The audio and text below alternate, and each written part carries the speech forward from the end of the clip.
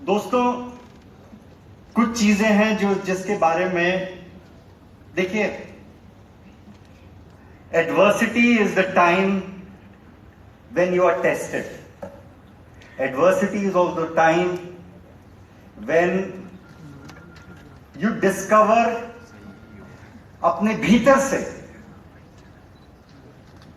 आपको एक लड़ने का एक जज्बा भी, और एक लड़ने की एक कहना चाहिए एक तबीयत भी, एक मिजाज भी बनते हैं, वो इस एडवर्सिटी के दौर में बनते हैं। सो डोंट ट्रीट एडवर्सिटी, निराश होने की, पेसिमिस्ट होने की वाकई जरूरत मैं नहीं महसूस करता हूं, क्योंकि 4 साल में हिंदुस्तान में कत्लो गारत की बहुत बड़ी बड़ी कहानियां हुई, लेकिन क्या लोग खामोश हो गए? क्या उन्होंने रेजिस्टेंस बंद कर दिया? क्या वो उसको चैलेंज नहीं कर रहे हैं? क्या जगह जगह स्ट्रगल्स नहीं हो रहे हैं? अगर ये हो रहे हैं तो हमें इससे भी कुछ कॉन्फिडेंस लेने की जरूरत है कि सब कुछ खत्म नहीं हुआ है, और अगर सब कुछ खत्म नहीं हुआ है तो इसे शुरुआत समझिए। इसे don't think it we have reached the end. और कश्मीर के कम से कम पिछले 30 साल के इतिहास से, हिस्ट्री से हमें ये सबक तो मिल सकता है ना कि बगैर लड़े कुछ नहीं मिलने वाला, बगैर स्ट्रगल करे कुछ नहीं मिलता है दुनिया में। हम कानून की बात करें, हम जुडिशरी की बात करें, पॉलिटिकल पार्टीज की बात करें, वो सब ठीक है अपनी अपनी जगह, लेकिन ये भी बदलते तभी हैं जब लोग इकट्ठा होकर या तो रेजिस्टेंस या स्ट्रगल में रहते हैं। तो दोस्तों, क्रिटिसिज्म, जो आज का माहौल है, जो सिचुएशन है, उसकी क्रिटिसिज्म होनी बहुत जरूरी है, लाजमी भी है कि वो हमारी बात वहां से शुरू हो। लेकिन हम ये ना भूलें कि इस पूरे दौर में भी, मैं ये नहीं कह रहा हूं कि हमारा पहले कत्ल हो, हम पर, हमारे साथ, हमारे घर को बर्बाद किया जाए, तभी हम लड़ने की तबीयत पाएंगे और तभी हम लड़ना सीखेंगे। मैं वो नहीं कह रहा हूं। मैं कह रहा हूं जब ये परिस्थितियां बन चुकी हैं, दीज आर द कंडीशंस, तो उस तरफ भी देखिए कि लोग लड़ रहे हैं। दोस्तों, मैं बात अपनी शुरू करना चाहता हूं उससे जिसके बारे में बहुत कम बात होती है। मुझे लगता है कि उस कॉन्टेक्स्ट को समझे बगैर हिंदुस्तान के बारे में बात करना बेईमानी है। वो क्या बात है? हिंदुस्तान ऐसा मुल्क है जिसका 1%, 1%, 100 families own 10% of India's wealth. 1% used to own till 2016 58% of India's wealth. 2017 में वो 73% पहुंच गया था। ठीक है, और उसी दौर में 70% of the population own just 1% of India's wealth. इस डिस्पैरिटी को नजर में रखिए। इंडिया इज ऑल्सो वेयर, आप लोगों ये कहानियां आती हैं, छोटे छोटे खबरें आती हैं अखबारों में कि फला जगह सरकारी नौकरी के लिए एप्लीकेशंस मांगे गए हैं। अगर आप उसकी कुछ फिगर्स देखें तो आप समझ जाएंगे कि बेरोजगारी कितनी बड़ी है और कितने भयंकर, और इसके दो पहलू हैं।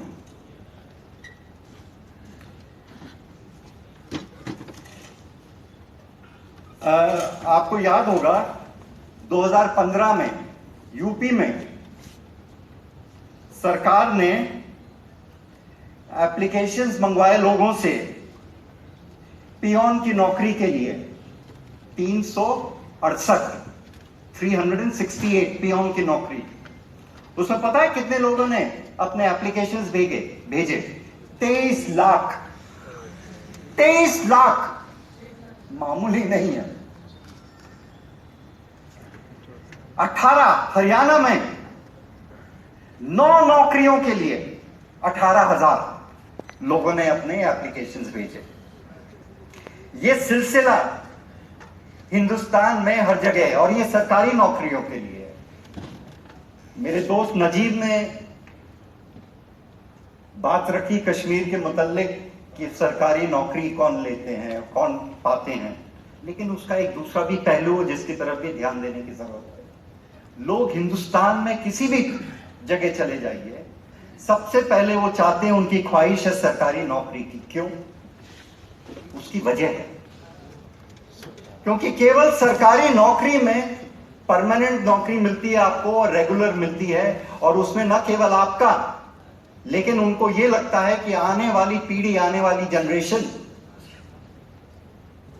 का भी फायदा होता है। वो कैसे? क्योंकि सरकारी मुलाजिमों के लिए अलग अलग तरह की फैसिलिटीज उनको मुहैया कराई गई हैं। एजुकेशन हो, हेल्थ हो, एम्प्लॉयमेंट वगैरह वगैरह, हाउसिंग हो, इन तमाम चीजों के लिए लोग इसलिए चाहते हैं।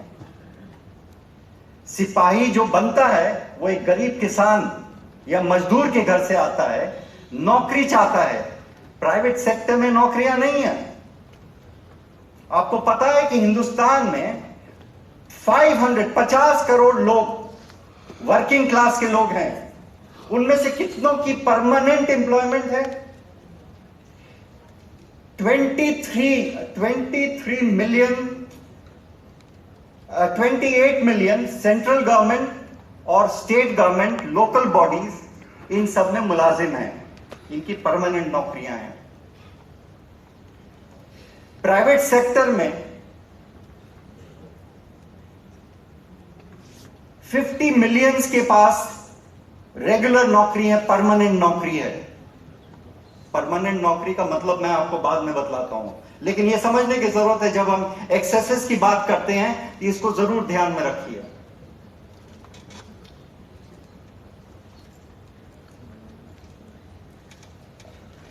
सरकारी नौकरी लोग इसलिए चाहते हैं, और बाकी 90% जो मुलाजिम हैं वो ठेका मजदूर हैं, दिहाड़ी की मजदूरी करते हैं। न उनके लिए कोई मिनिमम वेज, न उनके लिए कोई और सिक्योरिटी या लॉ या कानून काम में आता है। दोस्तों, जिस मुल्क में 90% लोगों के पास या तो वो रोजगार के लिए लगे हुए हैं और उनकी जिंदगी बर्बाद हो रही है, जिस मुल्क में 90% लोग इसमें लगे हैं और 1% के पास 73% वेल्थ है, उसको चलाए रखने के लिए लोगों को डिवाइडेड रखना लाजमी है, जरूरी है। बगैर इसके हिंदुस्तान को पर कब्जा रखकर वो चला नहीं सकते। ये सच्चाई है, पहले तो इसको अपने दिमाग में डालिए, क्योंकि बगैर इसको समझे हम यही समझेंगे कि हिंदू पागल हो गए हैं, कुछ मुसलमान उग्रवादी बन गए हैं, दलित रेडिकलाइज होते जा रहे हैं, और हम इसी तरीके से अपने आप को डिवाइडेड रूप में एक समझेंगे और समझेंगे कि हां, हमारे ऊपर हमला हो रहा है, हमारे ऊपर ही हमला हो रहा है। पिछले 4 साल में हम लोग इतना तो समझ चुके हैं कि इसी दौर में, जिसमें इतने मतलब हर एक चीज की धज्जियां उड़ गई हैं, मतलब जितने इंस्टीट्यूशंस जिनके ऊपर अगर किसी को भरोसा था भी कहने के लिए भी, जैसे जॉन दयाल साहब ने कहा कि अगर हम जुडिशियरी के ऊपर भी भरोसा करना बंद कर देंगे तो हम किस पर भरोसा करेंगे? ठीक है ना? लेकिन आज जुडिशियरी के ऊपर भी भरोसा करना मेरे ख्याल से 2 बार सोचना पड़ेगा आपको। खास करके मतलब बड़ा आसान है ना, हिंदुस्तान में तो बहुत चीजें आसान है। अगर सरकार चाहती है, एनआईए चाहती है, प्रोसिक्यूशन चाहती है, सीबीआई चाहती है, पुलिस चाहता है, एडमिनिस्ट्रेशन चाहती है, तो जिनको वो बचाना चाहते हैं उनके खिलाफ अगर केस दर्ज भी हो गया इत्तेफाक से, उसे कमजोर कर दो, वो बरी हो जाएंगे, जैसा कि मक्का मस्जिद के केस में हुआ। बड़ा आसान है केस को वीक करना, विटनेसेस को हॉस्टाइल बनाना बड़ा आसान है उनके लिए।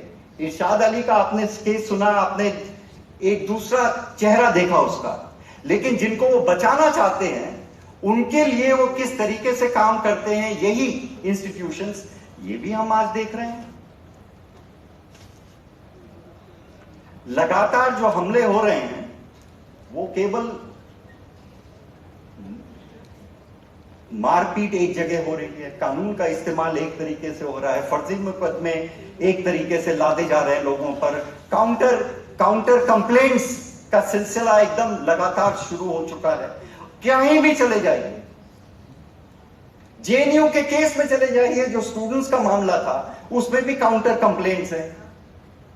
आप अपना कंप्लेंट दर्ज करने जाएंगे, उसके पहले एबीवीपी वाले वहां पहुंचकर अपना भी काउंटर कंप्लेंट फाइल कर देंगे। ये तो पुराना चेहरा रहा है आरएसएस का, और ये तब भी वो करते थे जब उनकी सरकार नहीं थी, केंद्र में, सेंटर में नहीं थी, वो तब भी कर पाते थे।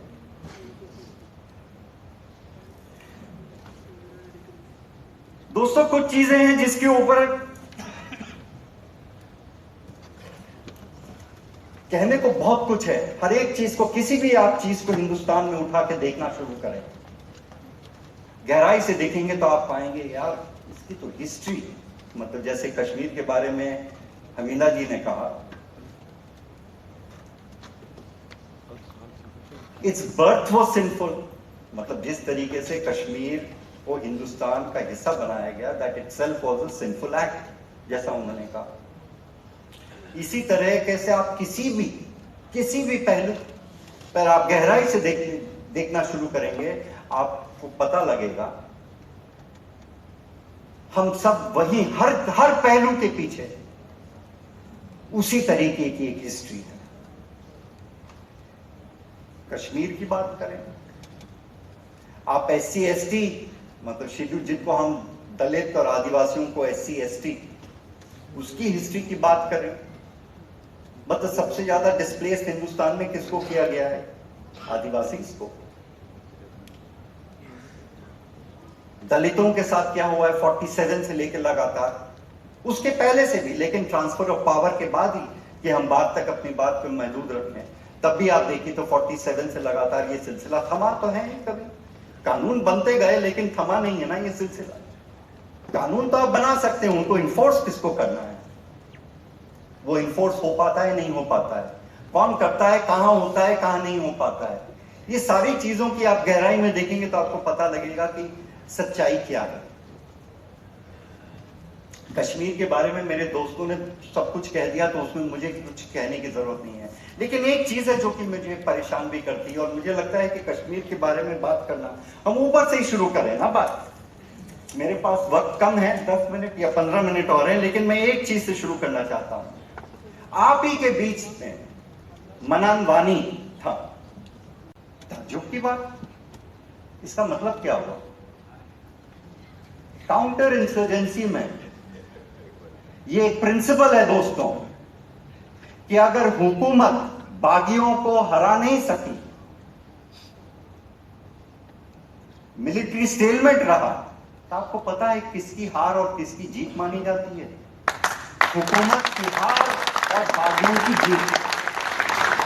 आप 200 लोगों को नहीं निपटा सकते हैं ना, उसकी वजह है क्योंकि ये 200 लोग नहीं है, दे गेट फोर्स मल्टीप्लाइड जब लोगों का उनके साथ रहता है। Reality is that. मुझे बुरा जरूर लग सकता है कि इतने सारे लोग शहीद हो रहे हैं, इतने सारे लोग पिछले 30 साल में हासिल बहुत कुछ कम हुआ है, लेकिन दूसरी नजर से देखें तो बहुत कुछ हासिल भी कर पाया है। और वो क्या, देखिए जिंदगी की यूनिवर्सिटी, आपने अलीगढ़ मुस्लिम यूनिवर्सिटी में जितना भी पढ़ा होगा, मैं आपको गारंटी के साथ कह सकता हूं कि उससे ज्यादा आपने समझा और आपकी समझ बड़ी होगी स्ट्रगल के दौर में। स्ट्रगल जो रहता है, रेजिस्टेंस जो रहता है, वो दुनिया की सबसे बड़ी यूनिवर्सिटी होती है दोस्तों। वो सब बहुत सबक सिखाती है हमें, सोचने का वक्त भी देती है, सबक भी सिखाती है और हमारी समझदारी भी बढ़ाती है। तो हम घबराएं नहीं इस बात से। बहुत कुछ हासिल किया है, तभी तो आर्मी चीफ ये कह सकते हैं ना मिलिटेंट्स को कि आप हमें नहीं हरा सकते, लेकिन हम आपको भी नहीं हरा सकते। मुझे लगता है ये अपनी बहुत बड़ी बात है। एक दूसरी चीज जो ये पहली बार हुआ है, मैं एकदम मायूस नहीं हूं मैं एकदम मायूस नहीं हूं। ये पहली बार हुआ है पिछले 30 साल में, 30 नहीं 70 साल में पहली बार हिंदुस्तान में जम्मू के मुतल्लिक, जम्मू के हिंदुत्ववादी ऑर्गेनाइजेशंस के मुतल्लिक लोगों का जो नजरिया है, आज पहली बार जो सोचने वाला तबका है कम से कम हिंदुस्तान का, वही लेफ्ट लीडर जिसको कि नजीब कुछ देर पहले जिसकी वो जिक्र कर रहे थे, मैं उन्हीं की बात कर रहा हूं। उनके बीच में जम्मू के मुद्दा की ये बहुत जरूरी चीज है, क्योंकि हिंदुस्तान में जब वो नैरेटिव की बात कर रहे थे तो उस नैरेटिव में दोस्तों ये ध्यान रखिएगा कि जम्मू को हमेशा इस लिबरल सेक्युलर के रूप में प्रेजेंट किया गया कि वो रीजन लिबरल है, सेक्युलर है। जो सारी गड़बड़ी हो रही है उसकी जड़ कश्मीर है। अफसोस है कि एक बहुत दर्दनाक हादसे ने लोगों की आंखें खुली। बहुत अफसोस है उस बात का। ये तो 2008 में सबके सामने आ चुका था, जब उन्होंने इकोनॉमिक एम्बार्गो किया था, हाईवेज को ब्लॉक कर दिया गया था और ये कहा था कि हम इनको we will starve them to death. और आप जाइए मुजफ्फराबाद, खोलिए अगर आपको खोलना है रास्ता, हमारी फौज उधर आपका इंतजार करेगी। याद है आप लोगों को? मुझे तो याद है, मुझे याद है। तो दोस्तों आज पहली बार ये हुआ था, बहुत कुछ चेंजेस आ रहे हैं, कुछ चेंजेस आए हैं। हम इनको ये नहीं मैं कह रहा हूं कि इसका मतलब है कि लोगों की समझ बदल गई है कश्मीर के मुतालिक, नहीं, ऐसा नहीं हुआ। लेकिन जो काम कश्मीरियों ने अभी तक किया है, आप ये नहीं सोचिए कि वो फालतू भी हो, कि इतने सारे लोगों की शहादत के बावजूद हिंदुस्तानियों के कुछ अकल में नहीं आया। ऐसा नहीं है, आया, लेकिन ये धीरे धीरे ये बात उभर कर आएगी कि उनकी समझ किस तरफ ले जा रही है उन्हें। मेरा ये मानना है कश्मीर के मुताल्लिक 30 साल का ये जो दौर चला है, एक चीज तो क्लियर कर देता है। और जहां आर्मी चीफ ने अपना बयान किया उसके बाद ये उसके लॉजिकल आउटकम भी मान लीजिए कि अगर मिलिट्री सॉल्यूशन नहीं है और पॉलिटिकल डायलॉग भी पॉसिबल नहीं है, क्योंकि लोगों ने हमेशा कश्मीर में एक चीज पर जोर दिया है कि फैसला लोगों ने करना है, तो वो टेबल पर बैठ के फैसला नहीं होता है। हके राय खुद इरादियत को वाकई अगर दिलो जान से कश्मीरी चाहते हैं और उसके लिए ये जंग लड़ी जा रही है कि ये तय करना उनकी, ये उनका हकूक है, ये उनका अधिकार है, ये उनका राइट है, उस लड़ाई के बगैर और कोई पीसफुल डेमोक्रेटिक सॉल्यूशन कश्मीर के रेजोल्यूशन के लिए इसके अलावा और कोई रास्ता नहीं। क्योंकि अगर मिलिट्री सॉल्यूशन नहीं हो सकता, न हिंदुस्तान उनको हरा सकता है, न वो हिंदुस्तान को हरा सकते हैं, तो फिर रास्ता कौन सा बचा? पॉलिटिकल प्रोसेस का और कोई रास्ता नहीं है। आप टेबल पर बैठकर किस बात की बात करेंगे? ऑटोनॉमी की, जिस ऑटोनॉमी को आप पहले ही खोखला कर चुके हैं और पार्लियामेंट के फ्लोर पर आपने ऐलान किया था बड़े प्राउडली कि हमने तो इसको 370 को खोखला कर दिया है, अब केवल शेल उसका ढांचा रहा है। वो कहने के बाद आप किसको ऑटोनॉमी की बात कर रहे हैं?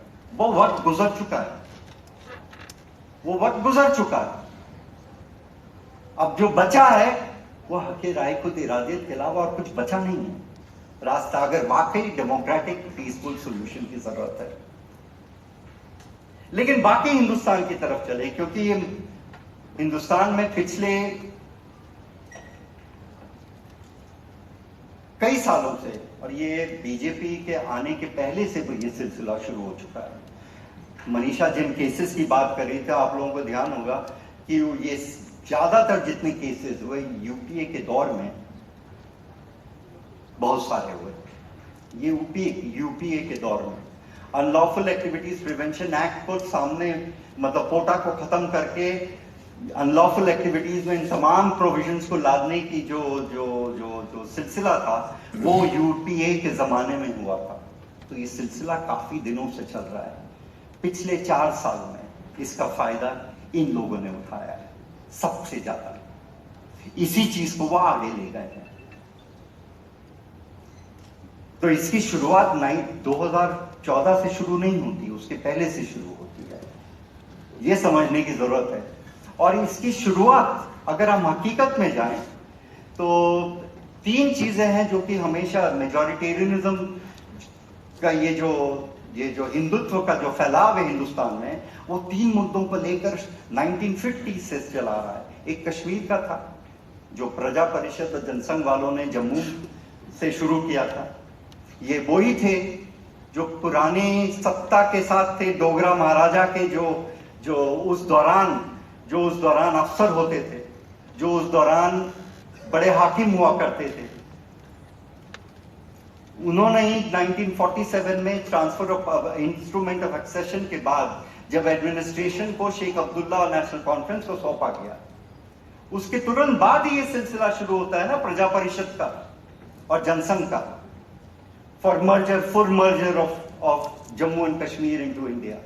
याद है ना, कश्मीर एक मुद्दा था, ईस्ट बंगाल दूसरा मुद्दा था। तो हमें ताज्जुब करने की जरूरत नहीं है कि हिंदुस्तान में हिंदुत्ववादियों का जो फैलाव है उसमें कश्मीर की एक बहुत अहम रोल रहा है कश्मीर का, उसको आगे ले जाने में। ये कहकर कि ये अपीजमेंट हो रहा है मुसलमानों का कश्मीर में, कि ये अलगाववादी हैं, कि ये पाकिस्तान के साथ जुड़े हुए हैं। 1947 के पार्टीशन के बाद हिंदू मुसलमान ये मनमुटाव को, इस डिफरेंस को बनाए रखना, इसी को तो आगे ये लेकर आज 2014 में इस मजबूती के साथ सेंट्रल गवर्नमेंट बनाने में मेरे पास कहने को बहुत था। मैंने अभी बात अपनी शुरू की थी, लेकिन लगता है 5 मिनट है, आप लोग थक गए हैं, लिहाजा मैं ज्यादा वक्त नहीं लूंगा, चंद बातें कहकर अपनी बात खत्म कर दूंगा। दोस्तों, फवाज ने अपने बातचीत में इनकाउंटर ये जो हो रहे हैं उसके मुताबिक कुछ कहा था। उसमें मैं एक चीज जोड़ना चाहता हूं जो आप लोगों को याद रखना चाहिए कि यूपी पुलिस और खास करके डायरेक्टर जनरल जो पुलिस हैं यूपी के, उनके ऑफिस ने बाकायदा इस इनकाउंटर्स को पता है क्या टाइटल दिया है।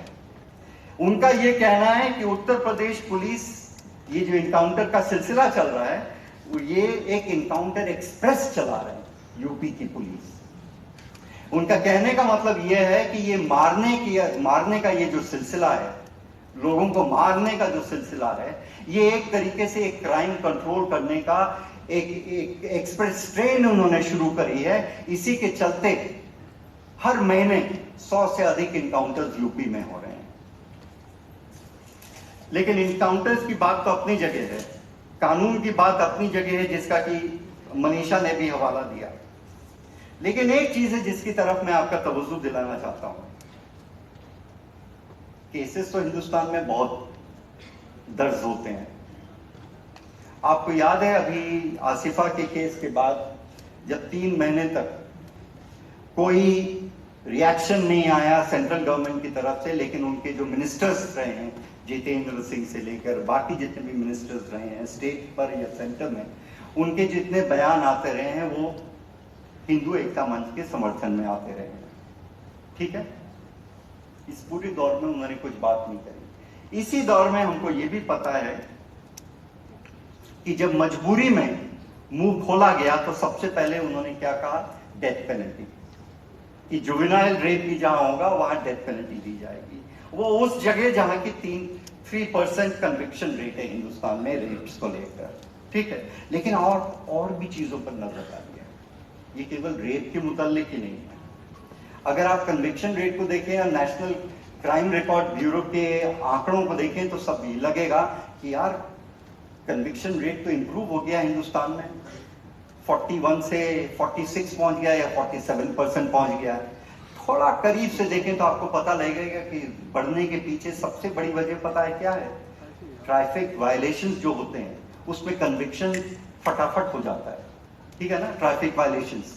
एनसीआरबी के डाटाज में ये जो बढ़ोतरी दिखाई है कन्विक्शन की, उसके लिए असली वजह है कि वो ट्रैफिक वायलेशंस को भी इसमें जोड़ा गया है, जिसके चलते ये आंकड़े ऊपर हो जाते हैं। अगर आप उसको हटा दें तो वो 23% रह जाता है, महज 23% कन्विक्शन रेट। रेप के मामले में इट इज बिलो 23%। अपने sexual violence against women it's below 23%। Rape का जो केस है जैसे मैंने बताया 3% है। SC ST का लें इट इज बिलो 23%। आदिवासी अपने मुस्लिम्स के मतलब जहां मुस्लिम्स विक्टिम्स हैं उन केसेस को देखें तो वो गिरकर 17% दिखा हो जाती है कन्विक्शन रेट। मेरे कहने का मामला यह है, मतलब यह है कि जहां केसेस दर्ज भी हो जाते हैं, चार्जशीट फाइल भी हो जाती है, उसके बावजूद कन्विक्शन नहीं हो पाता, ठीक है ना। तो ये उसी बात का संकेत है, उसी बात का है कि हमारे ये जो जो जो जो क्रिमिनल जस्टिस सिस्टम है उसमें आप कानून किसी भी तरह के बना लें, अगर इन्फोर्समेंट जो कर रहा है उसकी मंशा ही नहीं है इंसाफ दिलाने की, तो वो इंसाफ मिलेगा नहीं। और इसी दौर में अगर आप कानून को इस कदर बदलने लगे कि आप जाकर अपना अगर कंप्लेंट फाइल भी करना चाहते हैं किसी अफसर के खिलाफ, तो वो फाइल नहीं हो सकता है। राजस्थान में आप लोगों को याद होगा कि एक कोशिश की गई थी कि जितने भी ब्यूरोक्रेट्स हैं उनके खिलाफ कोई शिकायत दर्ज नहीं की। ये लगभग ऐसा ही है। कश्मीर में जो FIR नहीं दर्ज होने की जो बात कर रहे हैं सेंट्रल गवर्नमेंट और आर्मी वाले, कि कश्मीर में FIR में किसी भी आर्मी वाले या आर्म फोर्सेस पर्सनल मतलब CRPF BSF की कोई भी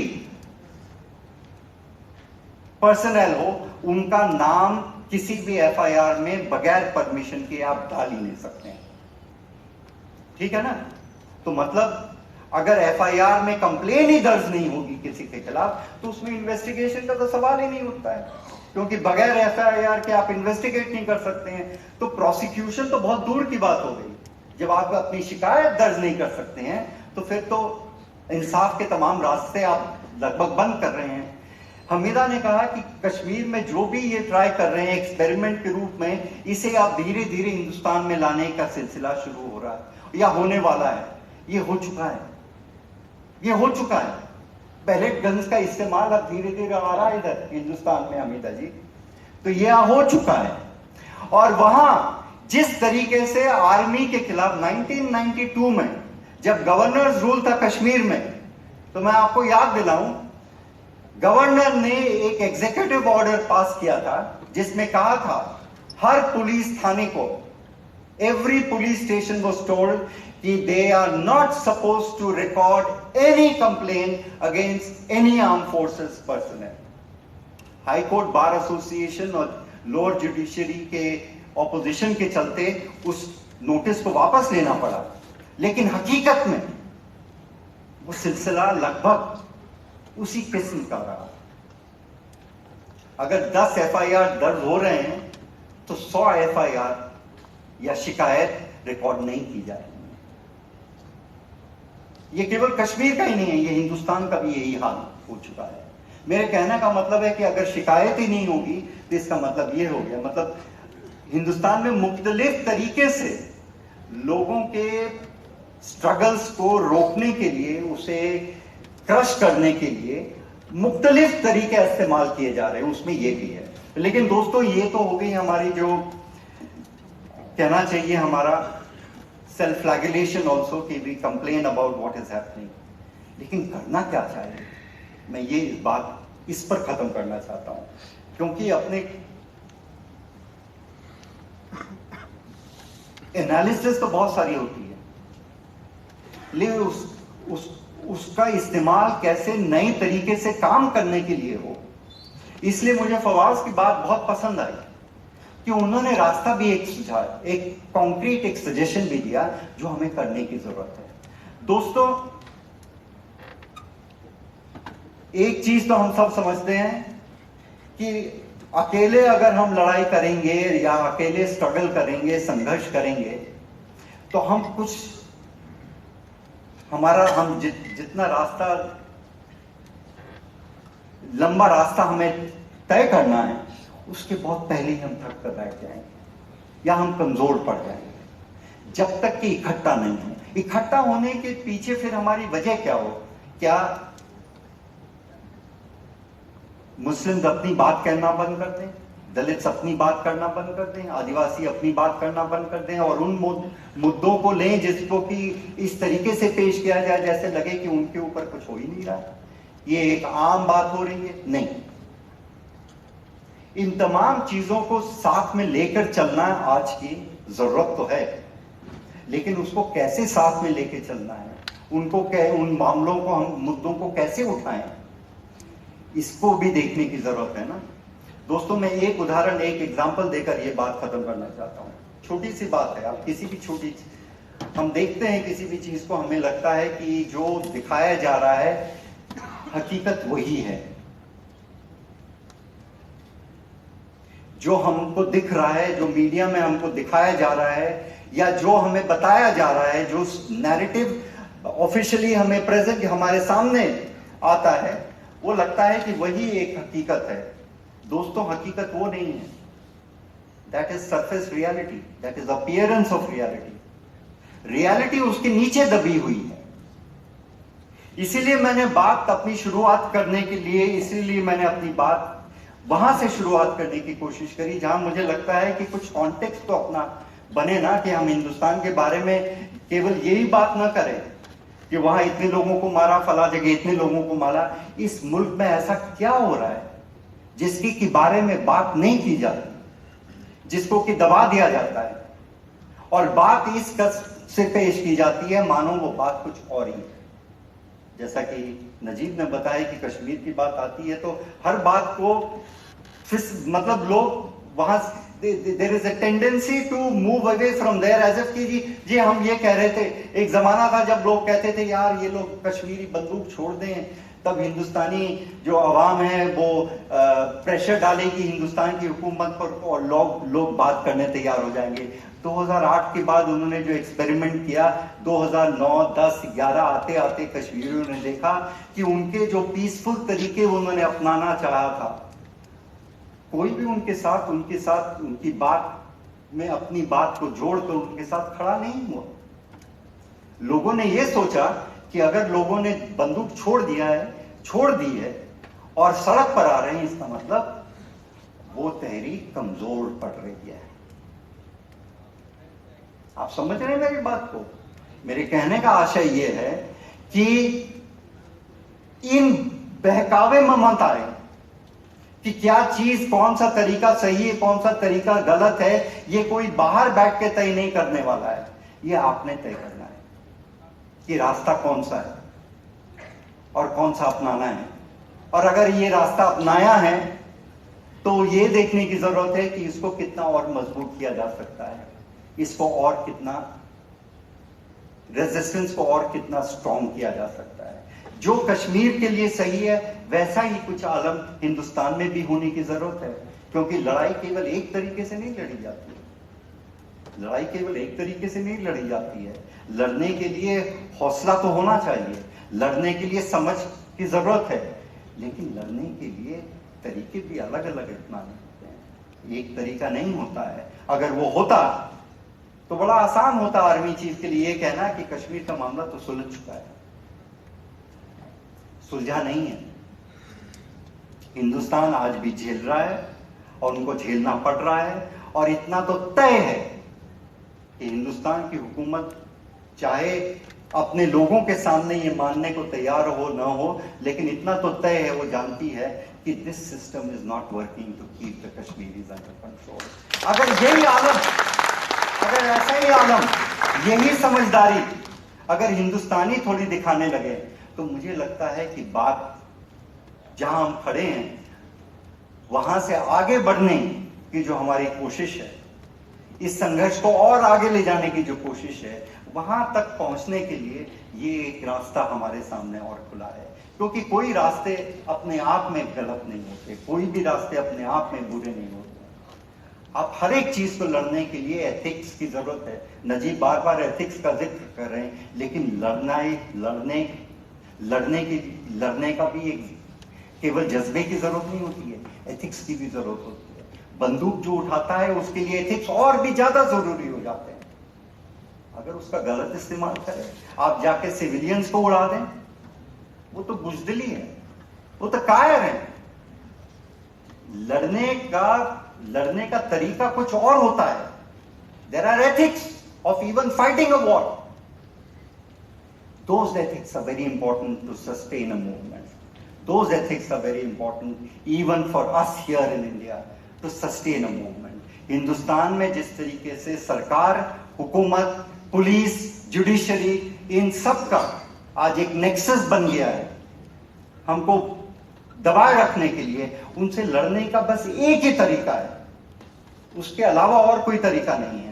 वो संघर्ष का रास्ता है, वो स्ट्रगल का रास्ता है, वो रेजिस्टेंस का रास्ता है। आपने मुझे मौका दिया, इसका बहुत बहुत शुक्रिया। देरी भी हो गई है, इसके लिए भी मैं आपका बहुत शुक्रगुजार हूँ। इतनी देर होने के बावजूद आप बैठे रहे, बहुत बहुत